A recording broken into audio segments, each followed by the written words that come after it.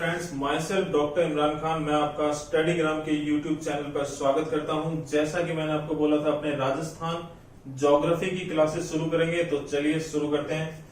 Friends, हम world geography पढ़ रहे हो, इंडियन ज्योग्राफी पढ़ रहे हो या राजस्थान ज्योग्राफी, मैपिंग बहुत इंपॉर्टेंट है। और आज की क्लास का मेन फोकस ही हम इस पे रखेंगे कि अगर हमें राजस्थान के मैप का नॉलेज है, राजस्थान के नक्शे का ज्ञान है, तो ये हमारे लिए कितना ज्यादा यूजफुल, उपयोगी हो सकता है। तो चलिए शुरू करते हैं। फ्रेंड्स, ये आपको भारत का नक्शा दिखाई दे रहा है। तो भारत में उत्तर पश्चिम में राजस्थान जो है वो एक विषम कोणीय चतुर्भुज आकृति का राज्य है। भारत के उत्तर पश्चिम में एक राजस्थान जो है विषम कोणीय चतुर्भुज आकृति का एक राज्य है। अगर आपको भारत के नक्शे का नॉलेज है तो आपको पता है कि ये जो है अंतरराष्ट्रीय सीमा है, जिसे रेड क्लिफ लाइन भी बोलते हैं, जो पाकिस्तान से लगती है। तो राजस्थान की ये वाली जो सीमा रेखा है वो किधर लगती है? पाकिस्तान के साथ अंतरराष्ट्रीय सीमा का निर्माण करता है राजस्थान। और साथ ही अगर आपको भारत के नक्शे का नॉलेज है तो हमें पता होना चाहिए, यहाँ पर पंजाब के बाद हरियाणा, उसके बाद उत्तर प्रदेश के बाद मध्य प्रदेश और दक्षिण में गुजरात। ये कुल 5 राज्य हैं जिनके साथ राजस्थान सीमा को साझा करता है। चलिए आगे बढ़ते हैं, इसकी बात बाद में करेंगे। तो अभी तो इतना ध्यान रखें कि भारत में उत्तर पश्चिम में राजस्थान जो है एक विषम कोणीय चतुर्भुज आकृति का राज्य है, जिसका क्षेत्रफल कितना है? 3,42,239 वर्ग किलोमीटर। 3,42,239 वर्ग किलोमीटर।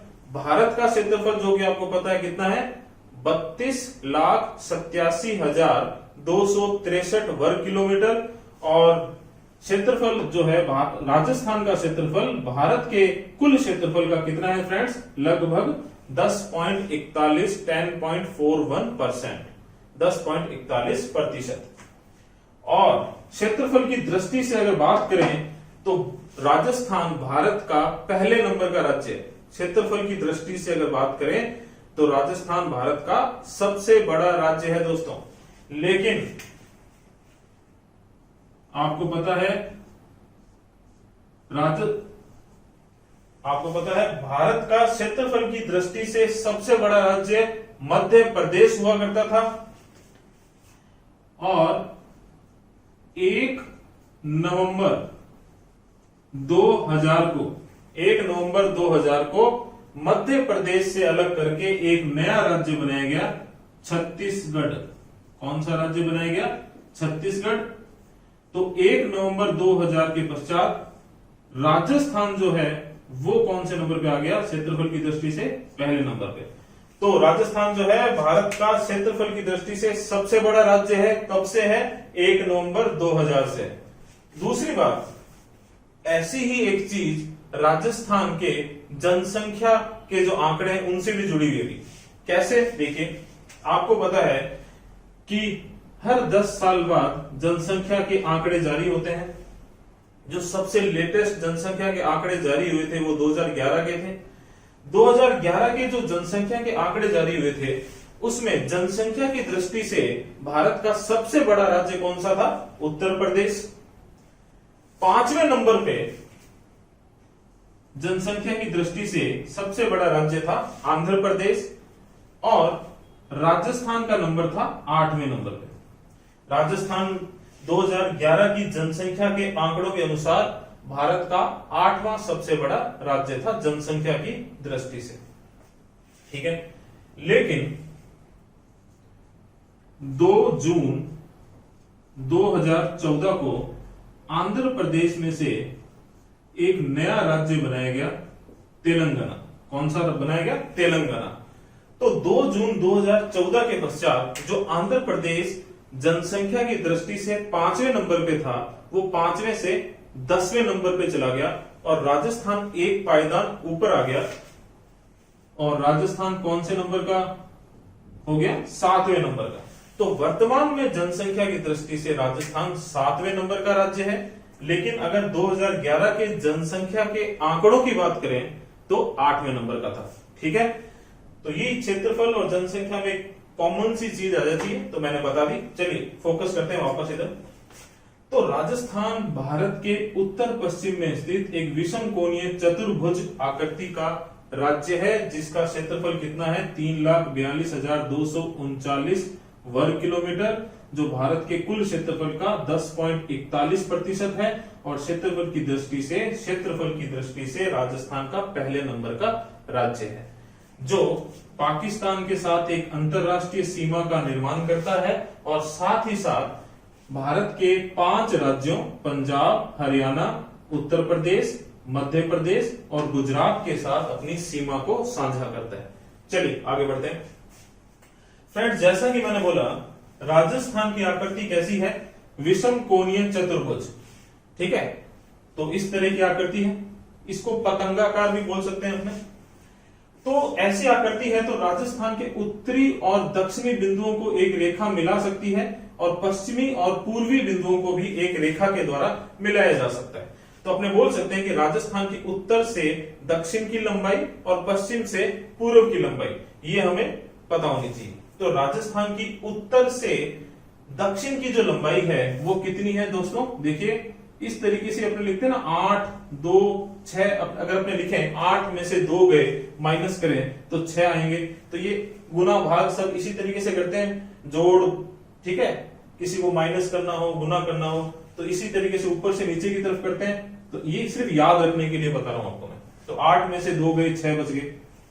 तो उत्तर से दक्षिण में लंबाई कितनी, 826 किलोमीटर ऊपर से नीचे, और पश्चिम से पूर्व में लंबाई कितनी, 869 किलोमीटर, 869 किलोमीटर।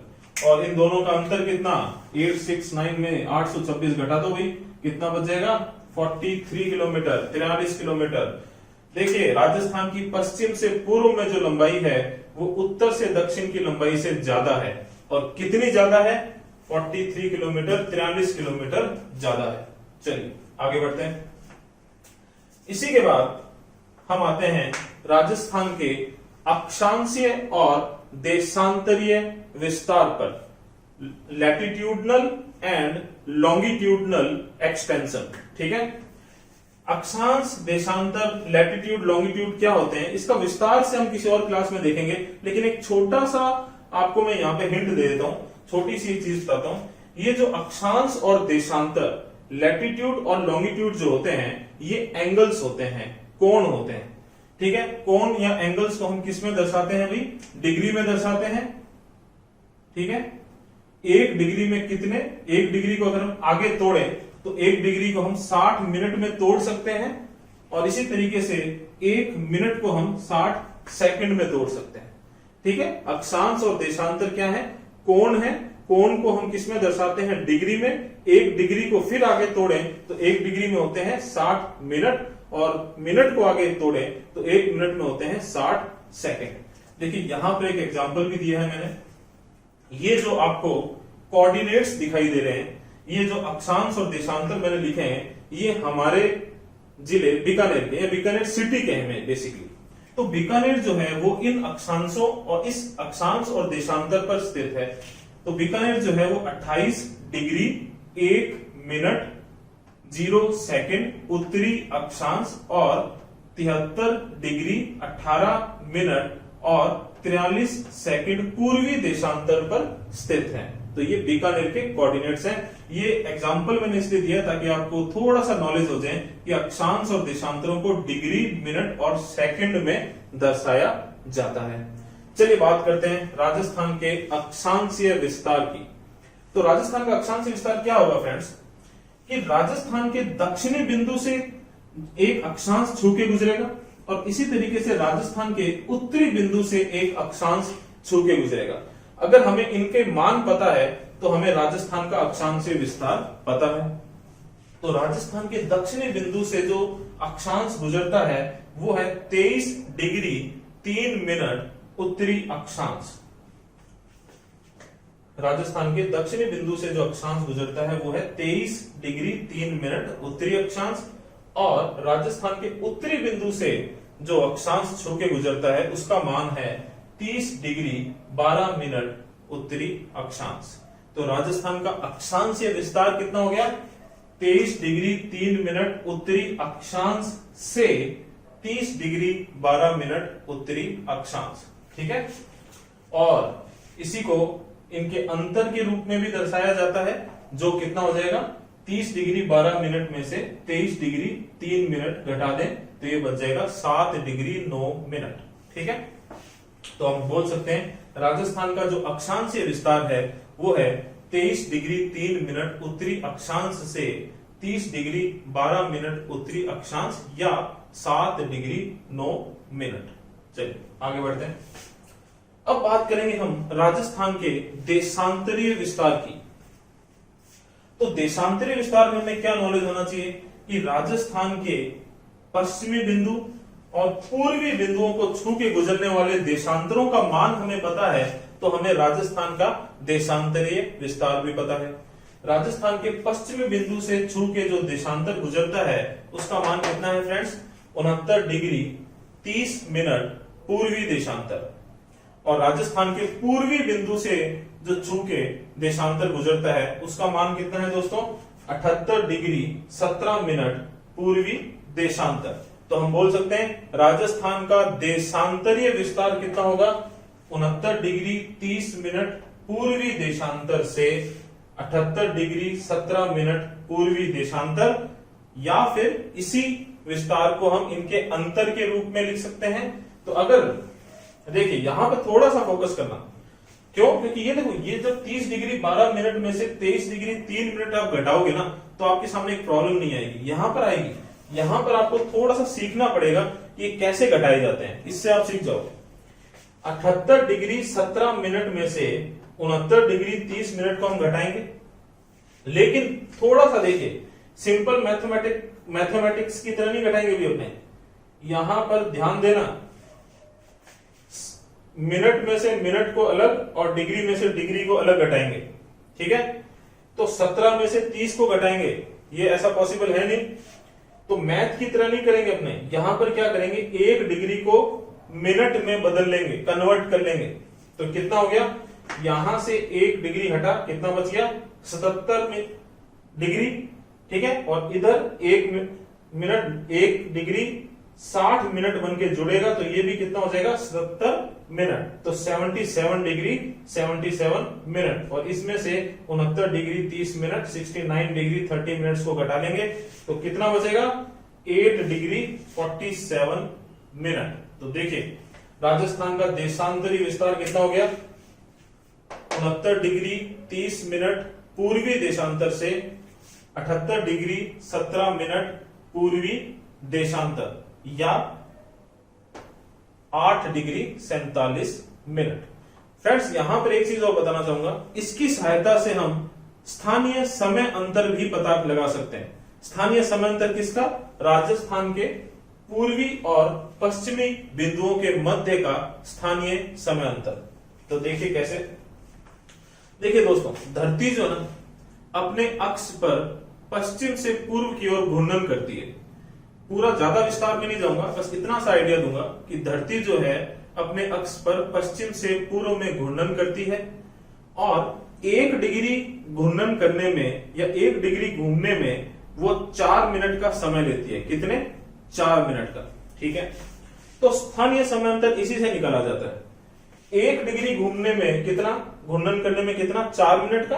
तो 8 डिग्री 47 मिनट घूर्णन करने में कितना समय लगेगा? इसे 4 से गुना कर देंगे। तो देखिए करते हैं, लेकिन गुना करते टाइम भी ध्यान रखना, 4 को 47 मिनट से अलग गुना करेंगे, 8 डिग्री से अलग गुना करेंगे। तो 4 को 47 से गुना करेंगे तो कितना आ जाएगा? 188, और 4 को 8 से गुना करेंगे तो कितना आ जाएगा? 32। तो ये आ गया 32 मिनट 188 सेकेंड। लेकिन अब ये देखो टाइम है, 188 सेकंड्स है, तो इसमें से 60 60 60 3 अलग कर सकते हैं, तो 3 मिनट इधर जोड़ देंगे तो ये कितना आ जाएगा? 35 मिनट 8 सेकंड। तो देखिए दोस्तों फिर से, राजस्थान का देशांतरीय विस्तार है 69 डिग्री 30 मिनट पूर्वी देशांतर से 78 डिग्री 17 मिनट पूर्वी देशांतर, ठीक है, या 8 डिग्री 47 मिनट, और इसी के आधार पर देशांतरीय अंतर के आधार पर हम स्थानीय समय अंतर निकाल सकते हैं राजस्थान के पूर्वी और पश्चिमी बिंदुओं के मध्य, जो कितना आ जाएगा 35 मिनट 8 सेकंड का। चलिए आगे बढ़ते हैं। एक छोटी सी चीज और, ये जो आपको रेखा दिखाई दे रही है, लाइन दिखाई दे रही है, ये एक्चुअल में क्या है, 23.5 डिग्री उत्तरी अक्षांश है। 23 डिग्री 30 मिनट उत्तरी अक्षांश, 23 डिग्री 30 मिनट उत्तरी अक्षांश जो है उसे हम कर्क रेखा भी बोलते हैं। ये कर्क रेखा जो है भारत के ठीक लगभग बीच में से होके गुजरती है, यहां से भारत के लगभग बीच में से होके गुजरती है। भारत में गुजरात, राजस्थान, मध्य प्रदेश, छत्तीसगढ़, झारखंड, पश्चिम बंगाल, त्रिपुरा और मिजोरम राज्यों में से होके गुजरती है। कुल कितने, 8 राज्यों में से होके, राजस्थान के ठीक बीच में से। तो इसमें मैंने नाम लिया किसका, राजस्थान का भी। तो राजस्थान में देख लेते हैं हम कि राजस्थान में कौन से जिलों में से होके गुजरती है। तो कर्क रेखा जो है, जिसे हम 23 डिग्री 30 मिनट उत्तरी अक्षांश, जिसे हम कर्क रेखा भी बोलते हैं, ये राजस्थान के दक्षिणी भाग से गुजरती है और राजस्थान के 2 जिलों में से होकर गुजरती है, एक तो डूंगरपुर और एक बांसवाड़ा। राजस्थान में इस रेखा की लंबाई, कर्क रेखा की लंबाई कितनी है, 27 किलोमीटर, ठीक है। डूंगरपुर के दक्षिणी भाग से होकर गुजरती है और डूंगरपुर में इसकी लंबाई कितनी है, लगभग 1 किलोमीटर। और बांसवाड़ा के ठीक बीच में से ही गुजरती है, बांसवाड़ा को 2 बराबर भागों में बांटती हुई गुजरती है और बांसवाड़ा में इसकी लंबाई कितनी है, 26 किलोमीटर। तो राजस्थान में कर्क रेखा की लंबाई कितनी है, 27 किलोमीटर, डूंगरपुर में 1 किलोमीटर और बांसवाड़ा में बाकी के 26 किलोमीटर। और एक छोटी सी चीज और, बांसवाड़ा में एक गांव है छींच गांव।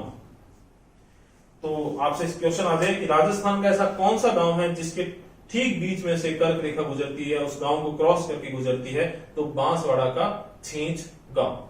चलिए आगे बढ़ते हैं फ्रेंड्स। अब हम बात करेंगे राजस्थान में जो जिले हैं वो कहां कहां स्थित है, कितने जिले हैं। चलिए आगे बढ़ते हैं, बात करते हैं। तो फ्रेंड्स, राजस्थान में कुल 33 जिले हैं। कितने जिले हैं, 33 जिले हैं, जिनमें से 25 जो हैं वो सीमावर्ती जिले हैं, मतलब जो सीमा बनाते हैं। इसको विस्तार से हम अगले, जो हमारी अगली क्लास होगी उसमें लेंगे, लेकिन अभी आप यहाँ पे देखिए 33 जिलों में से सीमावर्ती जिले कितने हैं, 25, और अंतर्वर्ती मतलब जो सीमा नहीं बनाते हैं वो कितने हैं, 8। तो 2 भागों में जिलों को बांटा जा सकता है, एक वो जो राजस्थान की सीमा पर स्थित है और एक वो जो राजस्थान की सीमा नहीं बनाते हैं, ठीक है। तो देखिए कौन सा जिला कहां पर है, यहां से शुरू करते हैं क्योंकि हम यहीं पर हैं बीकानेर में। तो देखिए राजस्थान में अगर उत्तरी भाग की बात करें तो देखिए आपको बहुत सारी ट्रिक्स मिलेगी, जिन ट्रिक्स से आप याद कर सकते हो, लेकिन मेरा ऐसा मानना है मैप में प्रैक्टिस करें बार बार और उसी से याद करें, ट्रिक्स पे ना जाए। ट्रिक्स पे जितना कम जाए उतना ज्यादा ठीक है। यहाँ पे देखिए ये है बीकानेर, राजस्थान में यहाँ पर कौन सा जिला है, बीकानेर, और राजस्थान का सबसे उत्तरी जिला कौन सा हो जाएगा, गंगानगर। बीकानेर से उत्तर में जाएंगे गंगानगर, राजस्थान का सबसे उत्तरी जिला। इसके बाद हनुमानगढ़, गंगानगर से जैसे ही हम इधर पूर्व में बढ़ेंगे तो हनुमानगढ़, हनुमानगढ़ के बाद चूरू, चूरू के बाद झुंझुनू, झुंझुनू के बाद सीकर, सीकर के बाद जयपुर, जयपुर के बाद अलवर, भरतपुर और धौलपुर। तो धौलपुर जो है वो राजस्थान का कौन सा हो गया भी, सबसे पूर्वी जिला। देखिए फिर से देखिए, बीकानेर, गंगानगर, हनुमानगढ़, चूरू, झुंझुनू, सीकर, जयपुर, अलवर, भरतपुर और धौलपुर। गंगानगर सबसे उत्तरी जिला, धौलपुर सबसे पूर्वी जिला। चलिए आगे बढ़ते हैं। धौलपुर के बाद अगर हम इस तरफ बढ़े तो सबसे पहले आएगा करौली, उसके बाद आएगा सवाई माधोपुर, करौली, सवाई माधोपुर। इसके बाद थोड़ा सा ध्यान देना फ्रेंड्स, कोटा, कोटा का देखिए इस तरीके से विस्तार है, कोटा नाम में आ रहा है, काटा। ये राजस्थान का जो ये हिस्सा है, देखिए ये जो हिस्सा है इसको बाकी राजस्थान से काट देता है। क्यों? क्योंकि कोटा की जो सीमा है वो 2 अलग अलग जगहों पर बनती है। कोटा की सीमा 2 अलग अलग जगहों पर बनती है। कोटा का ये विस्तार ध्यान रखें, आपके बहुत काम आएगा। तो कोटा जो है उसका विस्तार इस तरीके से है। तो देखिए धौलपुर के बाद करौली, करौली के बाद सवाई माधोपुर और उसके बाद में कोटा, और कोटा 12 और झालावाड़, कोटा के बाद 12 और झालावाड़, तो 12 और झालावाड़ को कोटा बाकी राजस्थान से काट देता है। ठीक है, चलिए आगे बढ़ते हैं। यहां पर देखिए फिर से थोड़ा सा फोकस करना, चित्तौड़गढ़, चित्तौड़गढ़ जो है वो दो अलग अलग भागों में बंटा हुआ जिला है भाई, दो भागों में बंटा हुआ जिला है चित्तौड़गढ़। एक तो ये आपको दिखाई दे रहा है ऐसे है, ठीक है, और एक ये इस साइड में आपको घोड़े की नाल नुमा, घोड़े की नाल जैसी संरचना दिखाई दे रही होगी, ये भी चित्तौड़गढ़ है। और चित्तौड़गढ़ को दो भागों में कौन बांटता है? भीलवाड़ा। देखिए बीच में कौन आ जाता है? भीलवाड़ा। तो एक तरीके से ये चित्तौड़गढ़ और इनके बीच में कौन? भीलवाड़ा। ठीक है, तो देखिए कोटा के बाद 12 झालावाड़ और इधर फिर आगे बढ़े तो चित्तौड़गढ़ और भीलवाड़ा भी सीमा पर स्थित है। नीचे की तरफ जाएं चित्तौड़गढ़ से तो आ जाएगा प्रतापगढ़ और उसके बाद में आएगा बांसवाड़ा, और बांसवाड़ा राजस्थान का सबसे दक्षिणी जिला। ठीक है, इसी से आगे चलते हैं डूंगरपुर, डूंगरपुर के बाद उदयपुर, उदयपुर के बाद सिरोही, सिरोही के बाद जालोर, फिर बाड़मेर और फिर जैसलमेर, और जैसलमेर के बाद वापस अपने कहां पहुंच जाएंगे? बीकानेर। यहां पर देखिए जैसलमेर, जैसलमेर जो है राजस्थान का सबसे पश्चिमी जिला है। तो अगर हमें इन 25 जिलों की स्थिति का भान है, स्थिति मालूम है, तो हमें पता चल जाएगा राजस्थान का सबसे उत्तरी जिला गंगानगर है, राजस्थान का सबसे दक्षिणी जिला बांसवाड़ा है, राजस्थान का सबसे पश्चिमी जिला जैसलमेर है और राजस्थान का सबसे पूर्वी जिला धौलपुर है। ठीक है, अब बात करते हैं इन 8 जिलों की जो अंतर्वर्ती हैं, जो सीमा नहीं बनाते। इनको मैंने दो भागों में बांटा है फ्रेंड्स। अगर नक्शे में आप देखें तो एक तो देखिए ये दो अक्षर के जो नाम हैं, दौसा, टोंक, बूंदी, ये इस तरीके से स्थित है। जयपुर, अलवर और भरतपुर के ठीक नीचे दौसा है। ठीक है, भीलवाड़ा के ठीक ऊपर टोंक है। दौसा, टोंक और बूंदी ये एक चाप सी बनती है ऐसे, इस तरीके से स्थित है ये। दौसा, टोंक और कोटा के पास में बूंदी। ठीक है, 3 तो ये हो गए।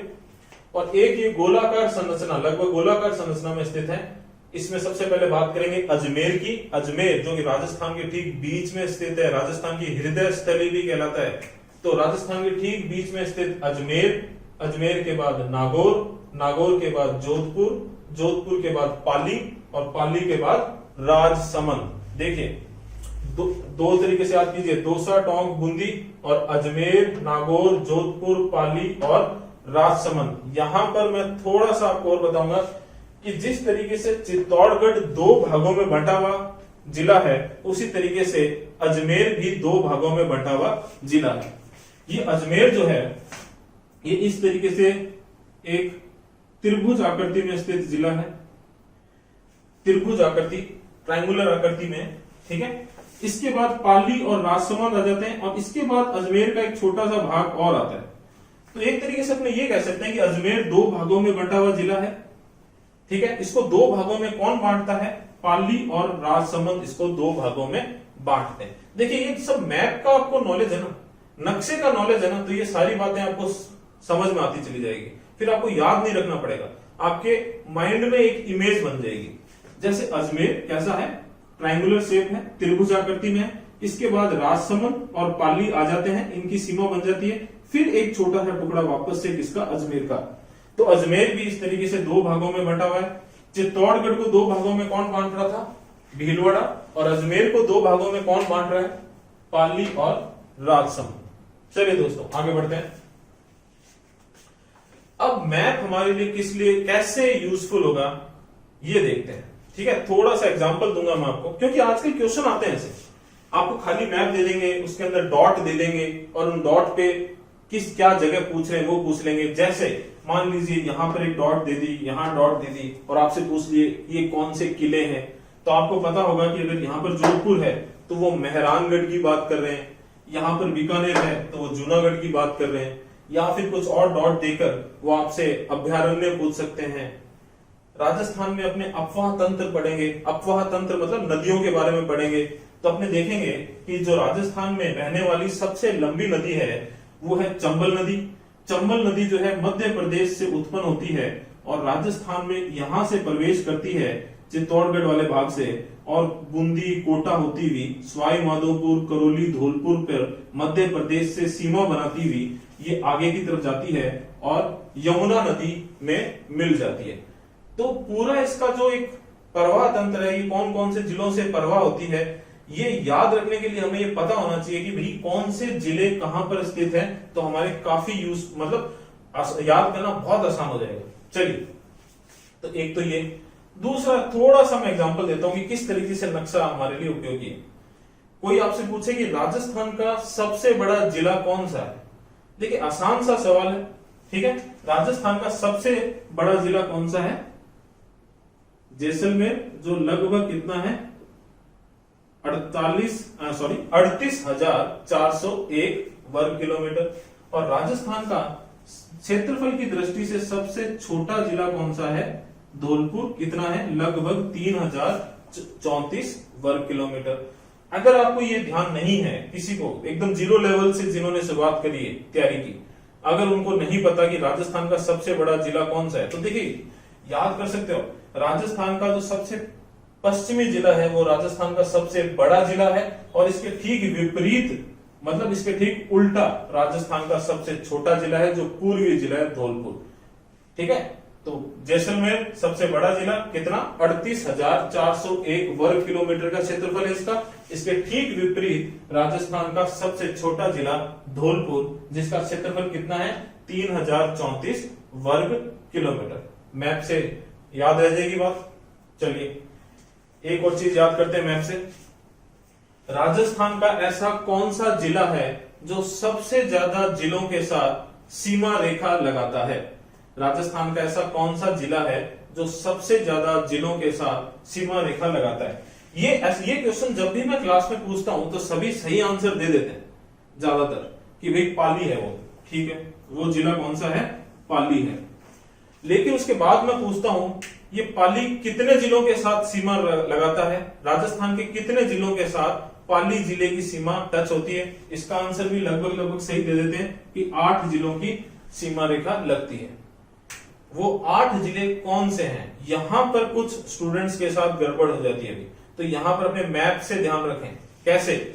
मैंने इन 8 जिलों को 2 भागों में बांटा था, एक तो ये चाप आकृति में और एक ये गोलाकार आकृति में। तो गोलाकार आकृति में देखिए कौन कौन से हैं? अजमेर है, नागौर है, जोधपुर है, पाली है और राजसमंद है। तो पाली तो हो गया, पाली के साथ कितने? 1 2 3 4, तो ये 4 जिले पाली के साथ सीमा लगाते हैं, याद रह जाएंगे। और नीचे की तरफ देखिए, यहां से शुरू कीजिए, उदयपुर से लेके बाड़मेर तक, ये कितने? देखिए पाली इस तरीके से पूरा घिर जाएगा इन जिलों से।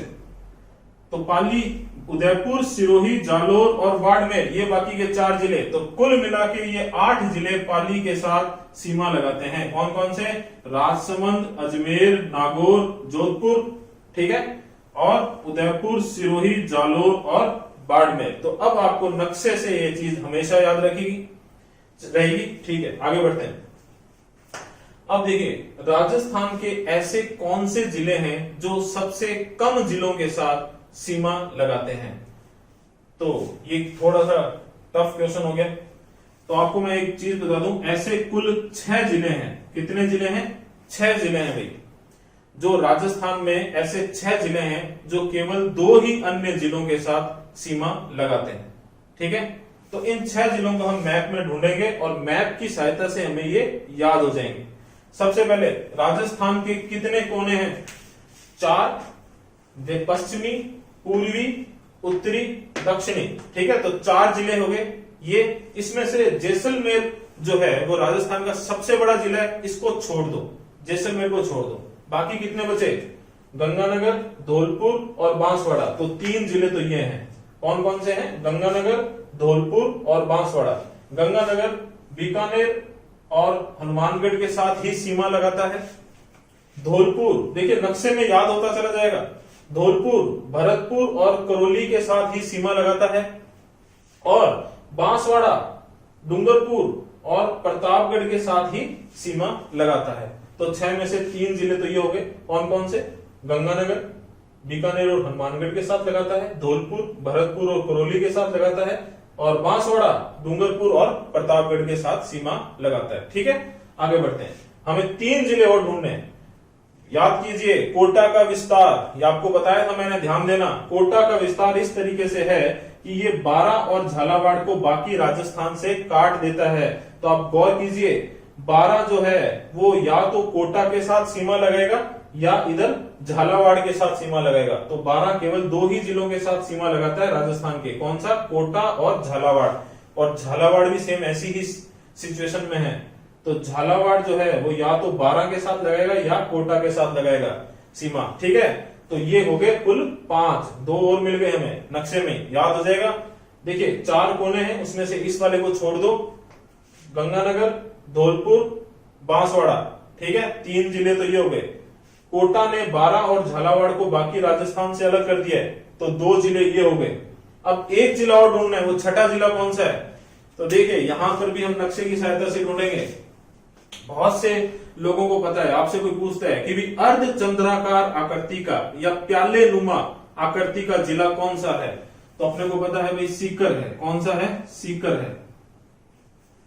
ठीक है, अब देखिए सीकर ऐसे है और चूरू ऐसे है, तो एक तरीके से ये अर्ध चंद्राकार आकृति का हो गया। ऊपर से चूरू आ गया, तो बीच में कौन फंस गया? झुंझुनू। तो झुंझुनू जो है वो या तो चूरू के साथ और या सीकर के साथ ही सीमा लगाता है। तो झुंझुनू ऐसा छठा जिला है। तो राजस्थान में कुल 6 ऐसे जिले हैं, 2 ही अन्य जिलों के साथ सीमा लगाते हैं। और अब हमें नक्शे में याद हो गए, गंगानगर, धौलपुर, बांसवाड़ा, कोटा की वजह से बारां और झालावाड़, ये हो गए कुल 5। और छठा कौन सा? झुंझुनू, जो चूरू और सीकर के साथ ही सीमा लगाता है। देखिए नक्शे में याद होगी ना ये चीज। एक और उदाहरण दूंगा आपको मैं कि नक्शा आपके लिए कैसे उपयोगी हो सकता है।